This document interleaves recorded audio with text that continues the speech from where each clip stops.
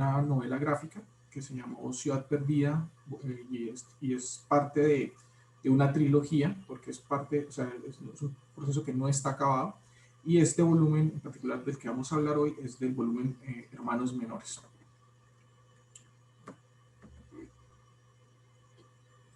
Antes de hablar de entrar en materia con la novela gráfica, les estoy mostrando unas imágenes de lo que fue el pasado Salón Nacional de Artistas, el número 45, donde en uno de los espacios del salón, en el Colombo americano, se reunieron varios historietistas que tienen formación, algunos en arte, y fueron incluidos sus procesos, sus historietas, dentro de la exposición.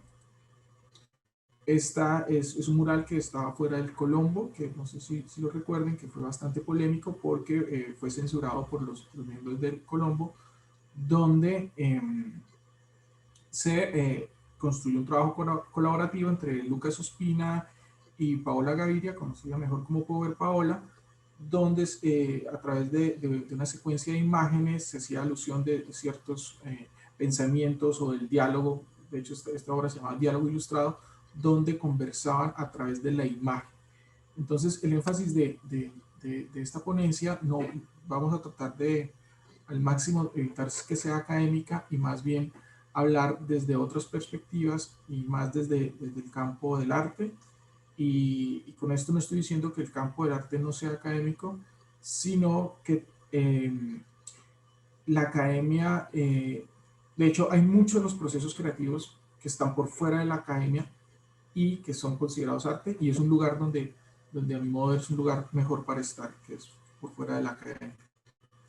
Esta imagen, lo que vemos aquí es la exposición de una historieta de Paco Roca, un historietista español, que se llama El Dibujante.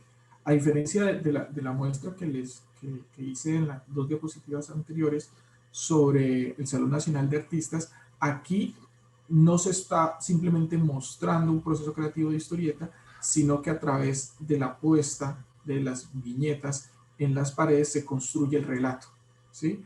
Y aquí podemos ver los elementos del relato, y por eso la ponencia la titulamos Arte Secuencial, porque lo que estamos viendo aquí es una serie de imágenes en secuencia donde el diálogo, la narración que se construye es a través del paso de las viñetas. Y lo que estamos acostumbrados, por ejemplo, a los que hemos visto cómic alguna vez, los que han visto cómic, encuentran pues que hay una secuencia asociada a una página, y la página pues la volteas y puedes con esto construir el relato.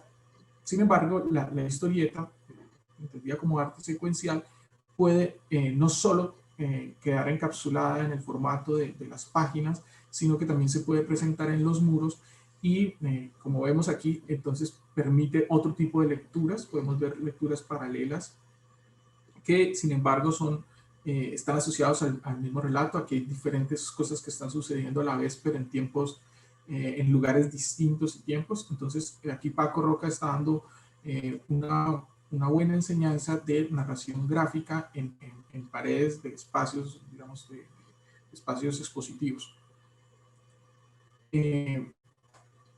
Uno de los elementos que está incluido en nuestro pensamiento es la capacidad que tiene la historieta como promotora de memoria colectiva y de cualidades mnemotécnicas.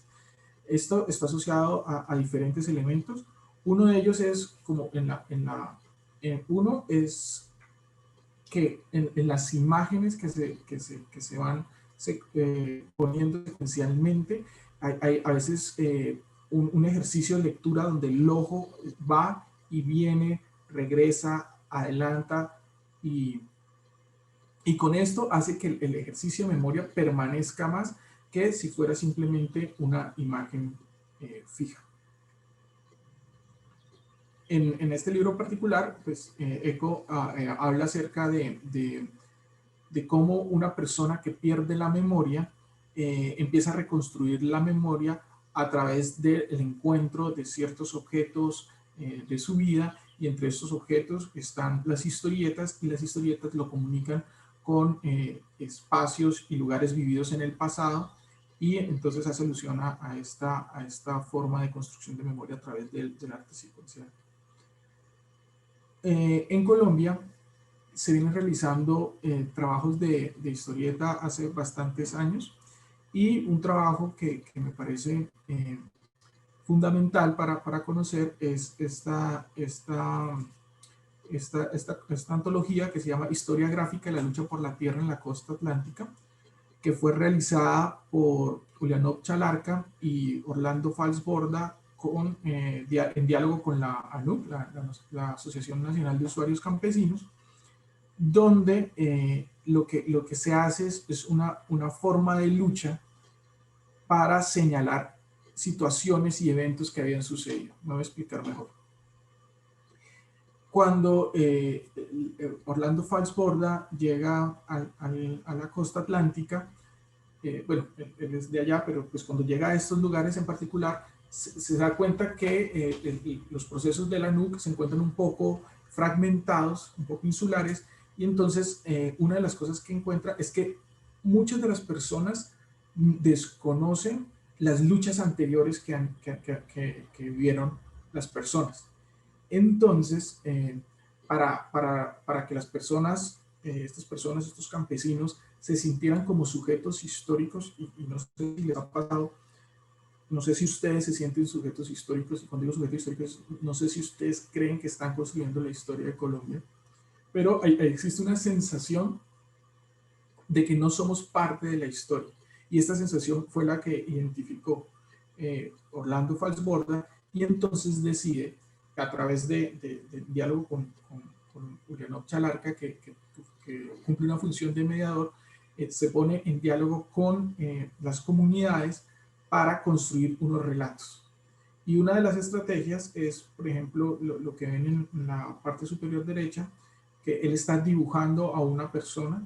Esta persona es el Mello, es una persona del común, pero que todo el mundo reconoce, y aparece en la historieta, aparece contando otro relato, que es el relato de Felicita Campo, que es una mujer que luchó por la recuperación de las tierras. Entonces, en este ejercicio de mediación, el dibujante, el historietista, pone en diálogo las investigaciones académicas que realizó Orlando Falsborda con la IAP, y hace que las personas, al verse en la historieta, al reconocer que esos relatos son parte de su historia, también promueven la lucha, y, y fomentan el interés por ser sujetos históricos. Entonces, esto fue algo que nos impulsó mucho a nuestros procesos creativos dentro del colectivo. Lo que plantean como cómic y arte secuencial, el primero en plantearlo es Will Eisner, donde él muestra cómo el lector es partícipe. Y esa es otra cosa importante de la historieta, porque si tenemos las viñetas, los paneles de estos cuadraditos, el lector, cuando ve entre una imagen y la siguiente, en ese espacio en blanco que está entre una viñeta y la otra, con base en todo su conocimiento, construye lo que le hace falta al relato. A diferencia del cine. En el cine vemos la imagen en movimiento. Aquí no. Y aquí muestra que es en este espacio en blanco donde se construye el relato. Lo mismo pasa para ustedes que deben ser muy cercanos al arte, cuando se encuentran con una muy buena curaduría en un espacio expositivo. Ustedes ven que entre una obra y otra hay unos espacios en blanco, los espacios del aire que circula en el espacio expositivo, pero es en ese espacio donde ustedes van construyendo el relato de todas esas obras que están ahí, ¿sí? A veces no es tan deliberado, pero en la historieta siempre es deliberado. Entonces hay una participación más activa del lector en los procesos de historieta. Bueno, aquí es otro autor que tiene este trabajo, donde pues hace más énfasis en esto que ya mencioné sobre cómo el cerebro funciona en esa parte que está en esos espacios vacíos. Antes de nosotros realizar este trabajo de Ciudad Perdida, el volumen Hermanos Menores, hicimos un trabajo anterior que se llamó Cielo Rojo. Este trabajo, aquí se ven varios de las personas que participaron en él. Estoy yo, está Paola, la coautora de esta ponencia, está Mónica Peláez, que nos ayudó en la edición gráfica, Carlos Bastidas, que fue uno de los guionistas, Andrés Ocampo, Francisco León, Linda Costa, Paula Pino, que participaron en la construcción de los guiones y en los dibujos de la historia. Cielo Rojo es un relato que se construyó con base en lo sucedido en Cali el 7 de agosto de 1956. Para los que no lo saben, el 7 de agosto del 56 la ciudad de Cali explotaron varios barrios, mejor dicho, detonaron 6 camiones cargados de dinamita en una zona altamente poblada, murieron alrededor de 1.600 personas y lastimosamente a través de unos procesos de censura y autocensura, se desconoce lo que sucedió y se construyó unos ciertos discursos sobre lo sucedido en la explosión. También hay una escasa monumentalidad, como vemos aquí, este es el único homenaje.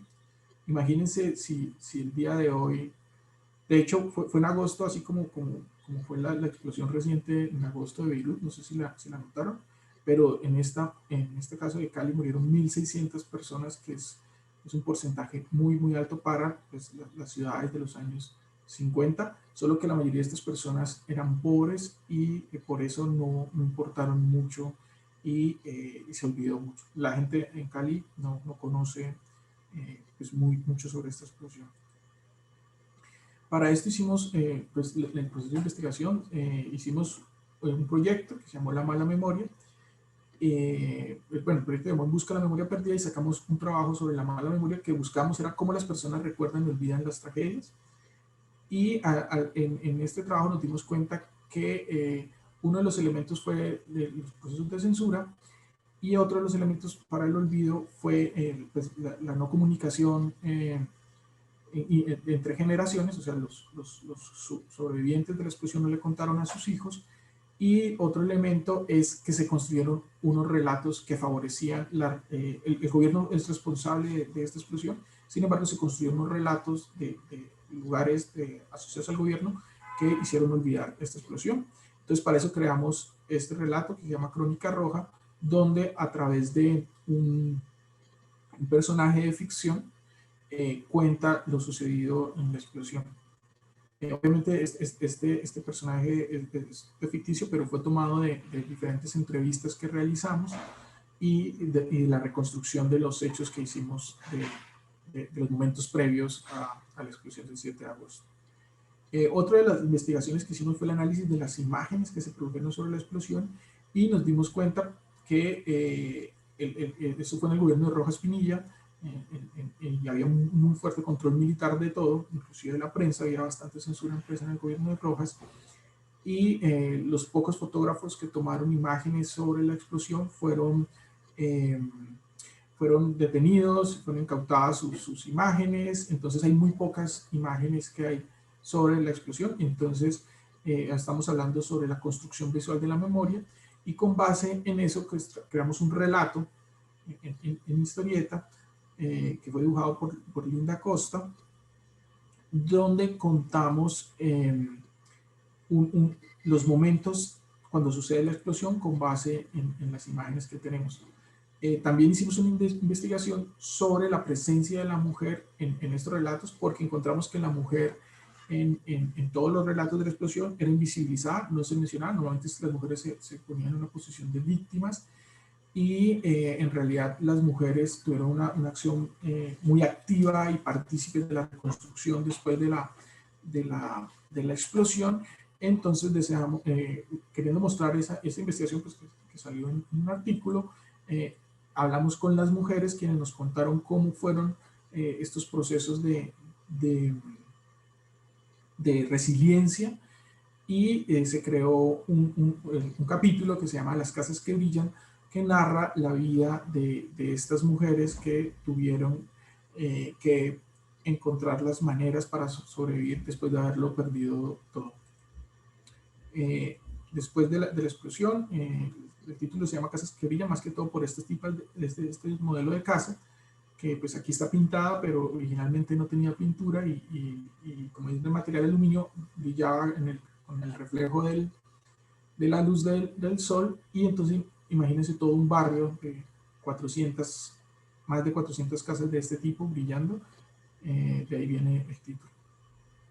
Es el barrio Agua Blanca, en Cali. Ya quedan solo 8 casitas, todavía se conservan después de tanto tiempo. Ahora, para entrar un poquito en lo que queremos comentarles, que es el trabajo que hicimos con Ciudad Perdida, que se terminó en esta publicación de este libro. Esto se realizó con el apoyo de la Alcaldía de Cali, quien financió parte del proyecto. Y bueno, lo que vemos a la izquierda es una de las personas con las que hablamos, un campesino, colono, vaquero de la Sierra Nevada de Santa Marta. Y es interesante porque el título de este volumen, como les dije anteriormente, esto es una trilogía. Esta es la primera, que se llama Hermanos Menores. Ahorita estamos trabajando en una segunda, que es Hermanos Mayores. Y el tercer volumen aún no sabemos muy bien darle forma, porque la idea es también construirlo en relación con los lectores, o sea, de acuerdo a las acogidas que tiene una novela, entramos en diálogo, la probamos, discutimos, recibimos retroalimentación. Obviamente esto ya terminó impreso, no se puede corregir, pero podemos hacer elementos, erratas y demás en los siguientes trabajos. Y hago énfasis en Hermanos Menores, porque Hermanos Menores es como nos consideran los grupos indígenas de la Sierra Nevada de Santa Marta. Estos grupos indígenas son los hermanos mayores y nosotros somos los hermanitos menores que nos comportamos. Entonces, esta historieta buscaba de alguna manera poner en cuestión esa categoría de campesino, colono, vaquero, destrucción del ambiente de la Sierra Nevada de Santa Marta, y tratarlo de mostrar en todas las posibilidades de las prácticas cotidianas que tienen estas personas en la sierra. Para esto pues planteamos una investigación bastante amplia. Aquí vemos pues, precisamente el Frente Nacional, que es posterior a lo que a cuando sale del poder Rojas Pinilla, que era el que la ley de Ciudad Perdida, hasta el primer gobierno de Álvaro Uribe Vélez. ¿Sí? Entonces aquí podemos ver el Frente Nacional, y decidimos coger este espacio tan amplio de tiempo es porque está asociado a lo que se conocen como los planes ambientales, porque aquí en este, o sea, al hacer la investigación encontramos que el ambiente ha sido un discurso que ha permitido construir estos sujetos que son los campesinos, ¿sí? Entonces, en este periodo de tiempo podemos ver el origen del Instituto Colombiano para la Reforma Agraria, INCORA, que ya no existe. Después siguió el Instituto Nacional de Recursos Naturales, el INDERENA, y que tampoco existe actualmente, y la creación de la Unidad Administrativa Especial del Sistema de Parques Nacionales Naturales, ¿sí? También están los hitos de la creación del Parque Nacional Natural, el hallazgo de Ciudad Perdida, y bueno, están otros elementos como la creación de la Fundación Cultura Tayrona, que sale mencionada en esto, porque esta fundación, que empezó con unos trabajos arqueológicos, después pasa a tener unos planes más ambientales, y se cambia el nombre, ya no se llama Fundación Cultura Tayrona, sino se vuelve Fundación Pro Sierra Nevada de Santa Marta. Y esta fundación después crea un plan que se llama el Plan Ecosierra, que es un plan de compra de mejoras y desplazamiento de campesinos. O sea, lo que hacen es, se considera al campesino de la zona un ente destructor del ambiente y todo, y lo que hacen es sacarlos de la Sierra Nevada de Santa Marta. Para entender un poquito qué es la Sierra Nevada de Santa Marta, una secuencia de imágenes Gracias, bro. hice una secuencia de Si te imágenes. preguntan algo, aunque no creo que preguntan, si te preguntan algo, pues escribís. Hice una secuencia de imágenes que no sé si se entiende bien. Aquí muestro lo que es conocido geográficamente como la Sierra Nevada de Santa Marta y los dos parques arqueológicos que hay en la Sierra Nevada de Santa Marta. Uno es Ciudad Perdida y el otro es Pueblito. ¿Sí?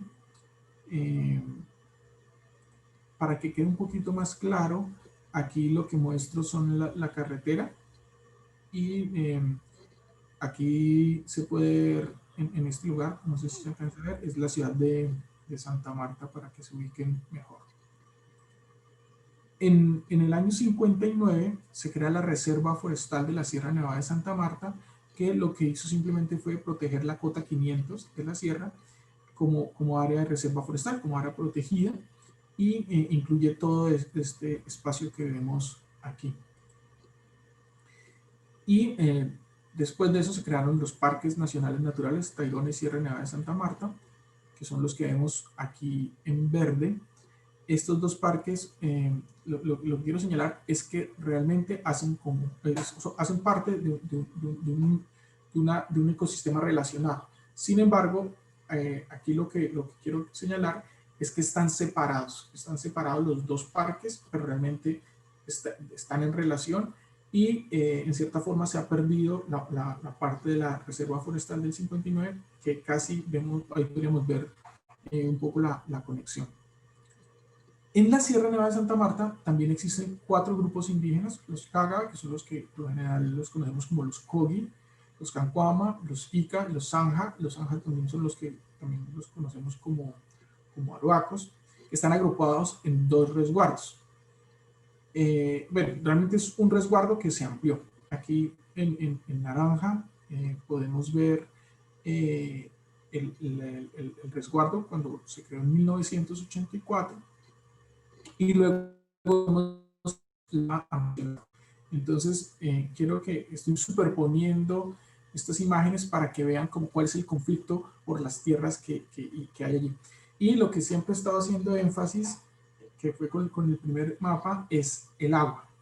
Como ustedes ven, de la Sierra Nevada de Santa Marta es una estrella hidrográfica que da el agua a 3 departamentos de la Sierra Nevada de Santa Marta, sí, asociados a la Sierra Nevada de Santa Marta, Magdalena, Cesar y Guajira.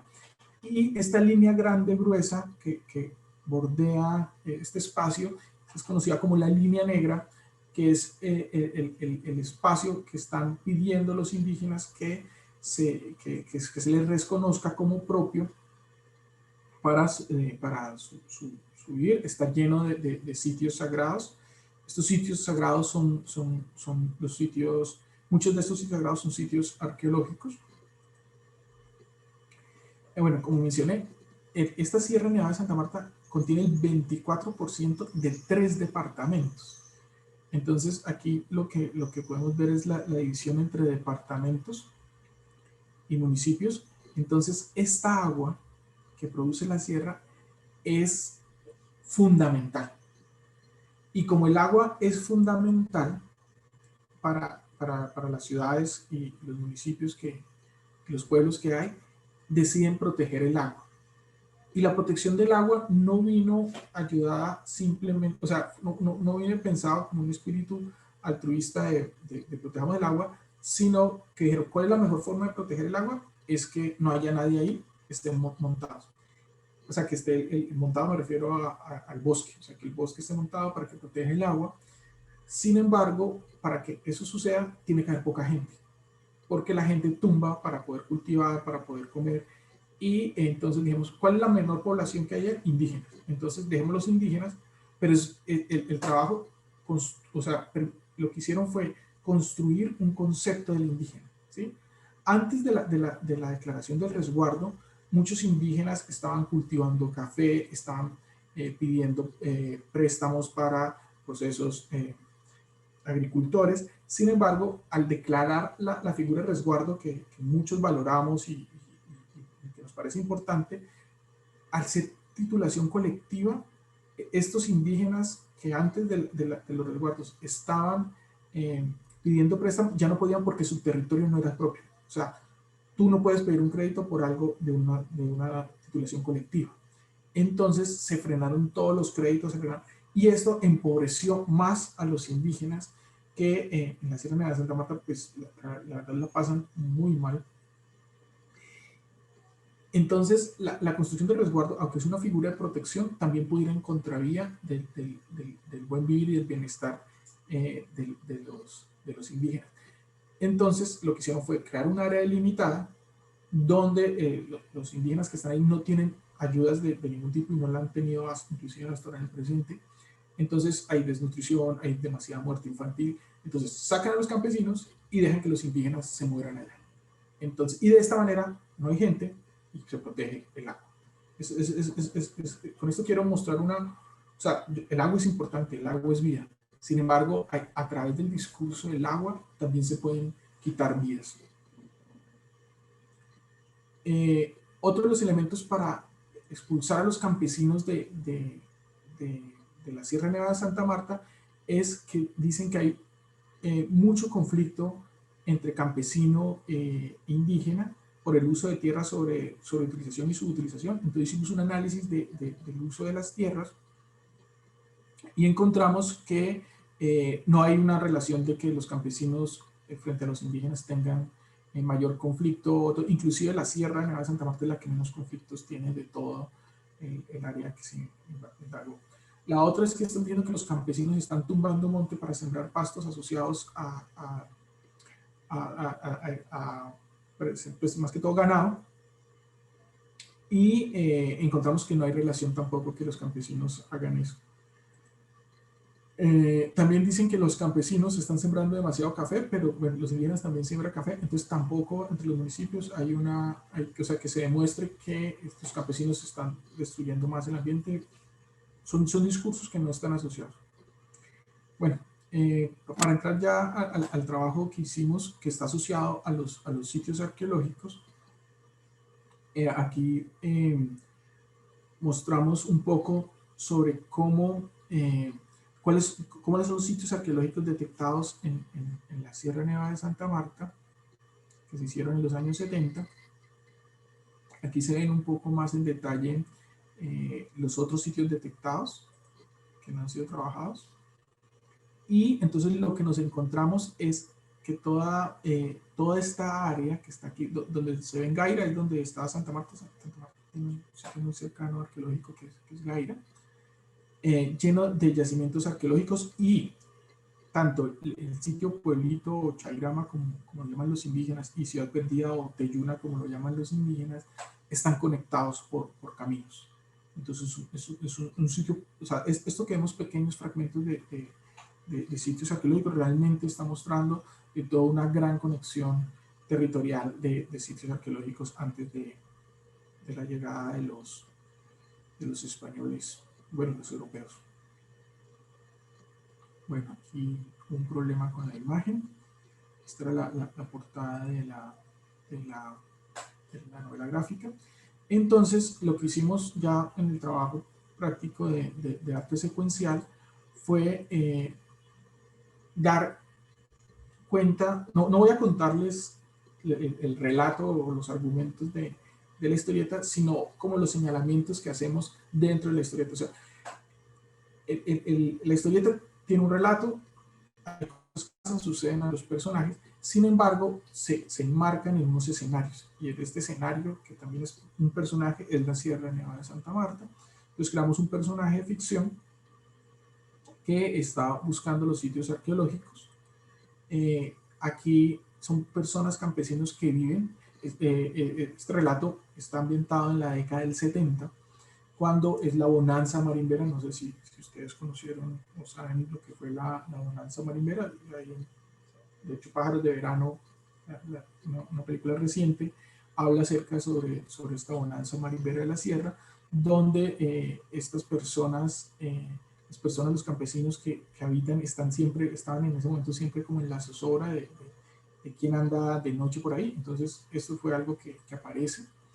Otro de los elementos es un personaje que se llama el curandero, que es un personaje que existió realmente y que lo ficcionamos un poco para hacer el relato, y es que muestra una persona que conoce las maneras de curar frente a las mordeduras de serpientes venenosas, que en cierta forma esta persona eh,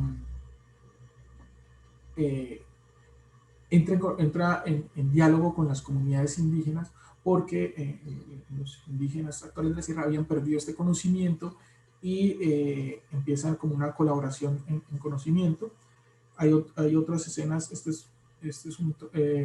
fue dibujado, el anterior capítulo fue dibujado por Andrea Pino, este fue dibujado por Linda Costa, donde se muestra la vida en la sierra, pues elementos de cacería, elementos de recolección de las huacas, de los objetos arqueológicos, los procesos y la vecindad con lo indígena y la manera como se relacionan ellos. En esta manera como relación queríamos alejarnos un poquito de ese estereotipo del indígena ecológico y esencial de arco y flecha, y basado en los diálogos, en las conversaciones, que podría llamarse algunas entrevistas que hicimos, y las anécdotas de esto. Estamos viendo cómo había un intercambio de armas, cómo hay una apropiación de tecnologías foráneas, pues porque son necesarias para la vida cotidiana. También hacemos unas especies de señalamientos de mostrar, por ejemplo, una cosa que se dice es que este sitio arqueológico es el último resguardo donde los indígenas se refugiaron y lograron sobrevivir a la conquista europea, pero los yacimientos arqueológicos han encontrado armas europeas allá, rastros de exterminio. Entonces quisimos también señalar un poco de lo que fue el exterminio de los indígenas, porque hasta allá arriba llegaron los europeos. Hay otro relato, hoy lastimosamente no está cargando bien la imagen, qué lástima.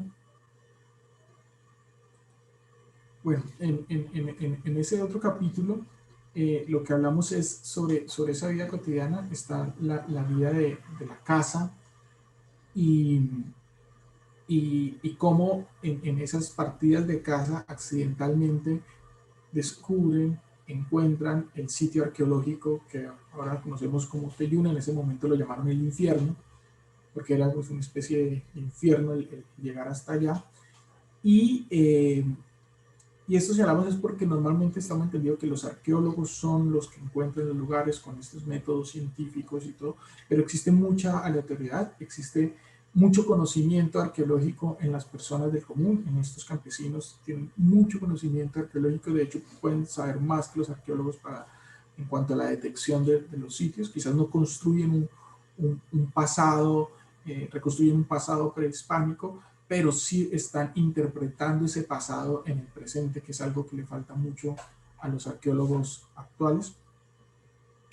También hicimos un capítulo con Julián Moreno, donde se muestra más que todo es un contraste con este conocimiento científico y experto de los arqueólogos que llegan a los sitios de manera distinta. Aquí pues vemos que parte el recorrido fue por helicóptero, y donde se hace como una alusión a la supervivencia y a las quejas que hay en ese recorrido, que para los campesinos de la sierra es un recorrido pues que cotidiano, un recorrido todos los días. Entonces es como para mostrar ese contraste, de esa mirada experta que ve con extrañeza todo lo que para otras personas es cotidiano. Y pues el encuentro, ¿no? Así como hay encuentros entre los indígenas y los campesinos, también están los encuentros entre los arqueólogos y estos campesinos, y también esa manera como los arqueólogos evitan los encuentros con los indígenas, así algunos de ellos tengan formación en antropología. También aquí se ve que los arqueólogos no van solos, sino que van con vaquianos, con personas que les muestran los caminos, porque realmente queríamos también señalar un poco cómo este saber experto que supuestamente sabe más, la verdad sabe muy poco sobre la manera como se vive la vida en otros lugares, en otros mundos, podríamos llamarlo de otra manera. Y por último, tenemos una especie de epílogo que es como un cierre, pero también es como una apertura a un nuevo proceso, donde empezamos a señalar sobre las protestas que se hicieron cuando se declara que se haya un sitio arqueológico, que fue este sitio Ciudad Perdida, Bultaca 200, y cómo inmediatamente los indígenas ven el riesgo de estos hallazgos y ven las consecuencias de lo que puede suceder. Entonces empieza toda una serie de demandas indígenas, que es una apertura a el siguiente volumen, que bueno, aquí no se ve bien la portada, pero sí se ve en una de las páginas que estamos realizando, donde ya esto transcurre ya en el año 2003, que está asociado a un secuestro de unos extranjeros que iban de turismo a Ciudad Perdida, donde está las FARC, el ELN, está pues Álvaro Uribe desplegando el ejército, causando una gran cantidad de desplazamiento por los enfrentamientos, y donde se ponen en evidencia nuevamente las tensiones. El primer relato transcurre en los años 70, este es un relato de la década del 2000, donde se evidencian otros conflictos, otras tensiones que suceden en la Sierra Nevada de Santa Marta. Ya para finalizar, es un llamado de atención. Una cosa que no he dicho es que pues, en el colectivo hay artistas, diseñadores, antropólogos, literatos, y pero no, bueno, hay una historiadora del arte, y es un llamado a la atención para que pensemos que estas historias, que estas construcciones de memoria son demasiado importantes como para dejarlo únicamente en manos de los historiadores, y que desde la visualidad, perdón,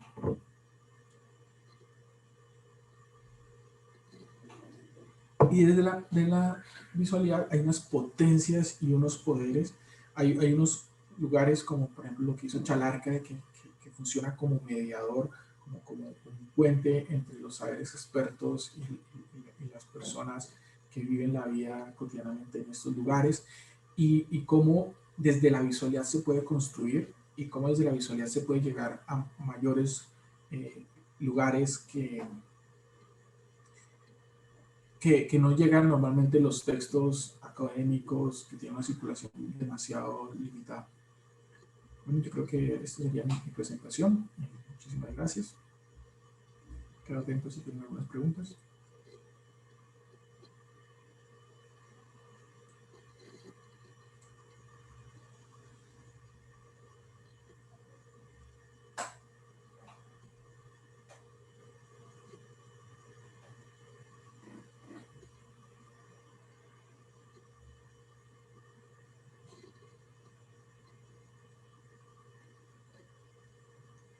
Yo veo que hay unas preguntas en el chat. No sé, Valentina, si las lees y las respondo.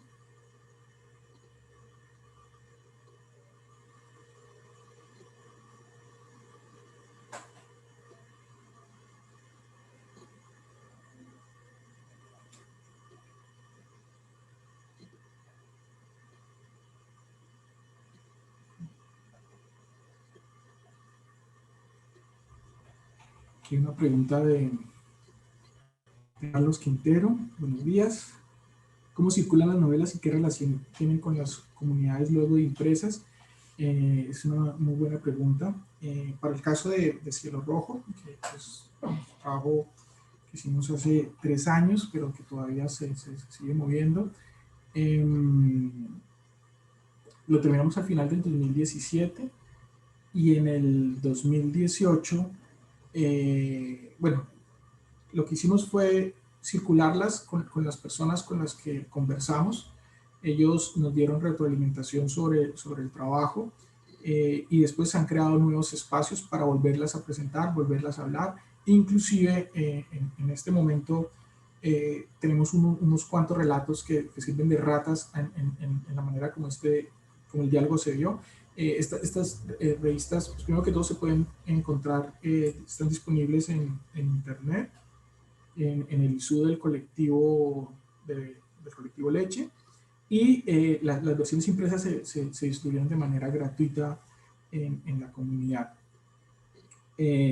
En cuanto a Ciudad Perdida, tuvimos un problema porque, aunque se realizó el año pasado, no se alcanzó a hacer los procesos de difusión que iban a empezar en marzo de este año y vino la pandemia. Entonces se cancelaron los desplazamientos que teníamos ya programados, los tiquetes en Santa Marta, donde íbamos a mostrarle los productos a las personas para conversar con ellas y todo. Y queremos hablarle, pues, de lo que estamos haciendo, porque la idea de nuestro aprendizaje con Cielo Rojo es que un relato no es suficiente. Entonces vale la pena como trabajar en otros relatos, y eso tiene que ser en diálogo con las personas. Entonces, esto es un proceso inacabado. O sea, aunque existe un producto, el trabajo no termina en ese producto. Adriana Valera dice: buenos días, primero gracias por compartir tu trabajo, me parece muy importante y agradable la forma que utilizaron para compartir esta información. Quisiera hacerte una pregunta. En tu opinión, ¿por qué no se logra la colaboración entre campesinos e indígenas para desarrollar esta zona? Sí hay, o sea, lo que mostramos en la novela gráfica es que sí hay una colaboración. Hay una colaboración donde campesinos e indígenas se colaboran de diferentes maneras, desde el intercambio de productos hasta el intercambio de conocimientos, que me parece a mí más importante. Sin embargo, las políticas del gobierno se han encargado de separarlos. Entonces, por ejemplo, cuando se hacen políticas de reemplazo de cultivos, por ejemplo, hay muchos que empezaron a cultivar ganado, entonces empezaron el gobierno a ofrecerles, les cambiamos el ganado por cerdos y les damos más dinero. Cuando empezaron a hacer actividades, nos ponen a competir y generan las tensiones y los conflictos que hay. Entonces, aunque sí existen los modelos comunitarios y solidarios dentro de la sierra entre campesinos e indígenas, las políticas del gobierno se encargan de que estas cosas no sean armónicas. E inclusive llegan a ser un momento de que se construye una especie de oposición, ¿sí? Entonces hay muchos indígenas que ahora están a favor de una cosa, que es un eufemismo que llama saneamiento rural. O sea, sacar a los campesinos se llama sanear, o sea, sanear. Entonces es eso. Bueno, no hay más preguntas, no sé. ¿Alguien quiere abrir su micrófono y conversar? Sería chévere.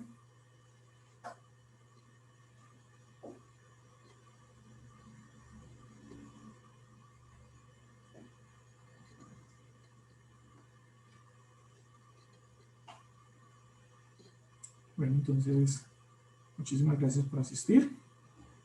Tengan una feliz mañana.